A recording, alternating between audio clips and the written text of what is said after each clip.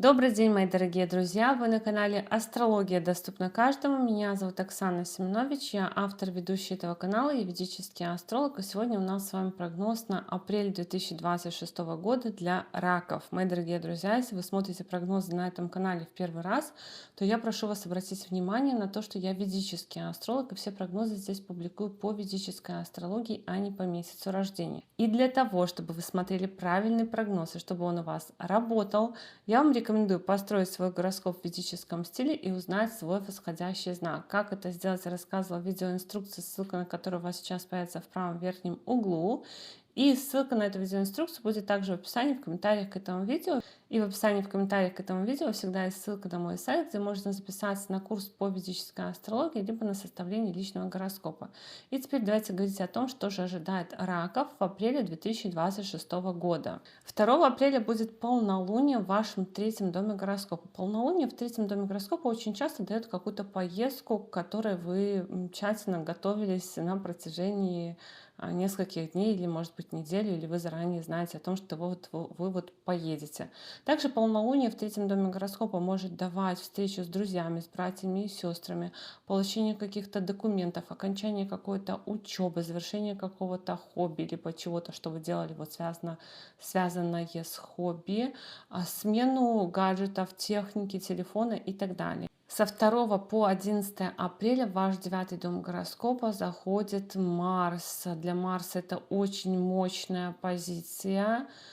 В принципе, единственное, что, конечно, Марс в этом положении может давать какие-то споры, конфликты, противостояния с отцом, учителем, руководителем, с госорганами, вышестоящими органами власти, либо с этими людьми объединяться, чтобы за что-то побороться, то есть отстоять какую-то точку зрения. В целом Марс в девятом доме гороскопа для вас будет в очень сильной позиции. Для него это очень хорошее положение. Он выходит из 8 дома кризисов. И для некоторых раков это период, когда может быть повышение в работе. То есть если вы работаете, может быть повышение в работе через какую-то конкурентную борьбу. У кого-то смена работы может быть, у кого-то из раков может быть уход в отпуск. Помимо этого, какой-то успех у детей тоже может быть либо в учебе, в каком-то творчестве, в вашем гороскопе. То есть если вы чем-то занимаетесь творческим, в каком-то конкурсе участвуете, тоже может быть какой-то успех в таких делах.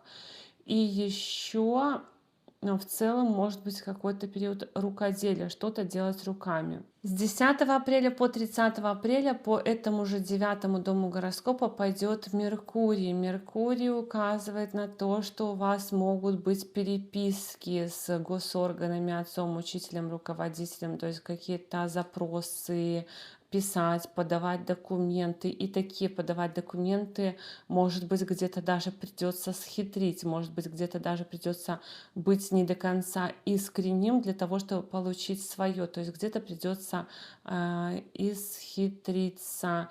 Помимо этого, перевозить за границу куда-то вещи, передавать какие-то вещи тоже может быть с какой-то хитростью. Ездить между городами либо странами на какие-то лекции с какими-то выступлениями тоже может быть с необходимостью каких-то обходных путей. В целом Меркурий в девятом доме гороскопа дает необходимость выяснять что-то у отца, учителя, руководителя, либо про них, либо с ними что-то выяснять в государственных органах по поводу путешествий, поездок, зарубежных стран, по поводу религии, философии, какие-то такие могут вопросы подниматься у вас в это время тоже какого-то религиозного, философского характера, меняться ваше мировоззрение. Вот еще по транзиту Марса по девятому дому гороскопа тоже может что-то происходить в вашей жизни, что будет менять ваши взгляды на жизнь в это время.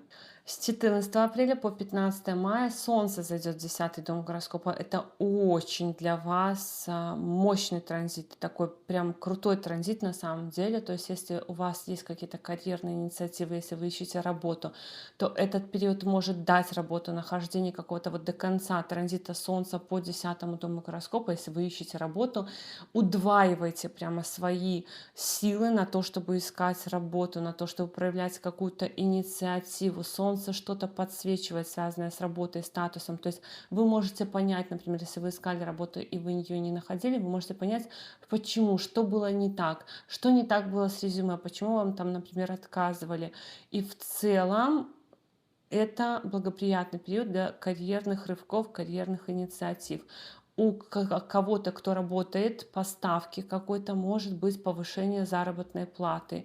Могут родители помочь тоже. У кого есть родители, могут родители тоже помочь в каких-то общественных вопросах, вопросах работы, вопросах статуса, вопросах репутации. Но, может быть, нужно будет и финансово тоже вкладываться, а вообще этот транзит указывает на то, что вы все свои ресурсы направляете в карьеру, либо в общественные какие-то дела, репутационные дела. Но очень мощный транзит. Просто берите и делайте. И 17 апреля в этом же 10-м доме гороскопа будет новолуние, а новолуние в 10-м доме гороскопа как раз может говорить о том, что вы получаете новую работу, новую должность, новый статус, новые документы, то есть что-то можете получить, связанное с карьерой, статусом, репутацией. Это может быть новый паспорт, гражданство, вид на жительство, в том числе свидетельство о браке и все в таком роде. И с 19 апреля по 14 мая Венера пойдет по своему собственному знаку зодиака Телец, по вашему 11-му дому гороскопа. Это очень благоприятно. Вы получаете подарки, награды, достижения, хорошо общаетесь с друзьями, имеете возможность насладиться, имеете возможность побыть в каком-то сообществе приятном для вас, и может быть даже где-то исполняется ваша мечта. То есть это очень хороший транзит на такие вещи, на то, что могут быть исполнение мечты, на то, что вы можете получать какие-то подарки, на то, что вы можете реализовывать свои давние желания. И помимо этого еще есть указание на то, что вы можете отправиться в путешествие приятное, ну и в том числе это путешествие может быть вместе с друзьями. Вот так, мои дорогие друзья, такой у нас с вами был прогноз на апрель 2026 года для раков. Я благодарю вас за поддержку этого канала в виде ваших лайков, комментариев и обратной связи. Но если вы еще не подписаны на этот канал, то, конечно же, приглашаю вас подписываться. И до новых встреч. Пока-пока.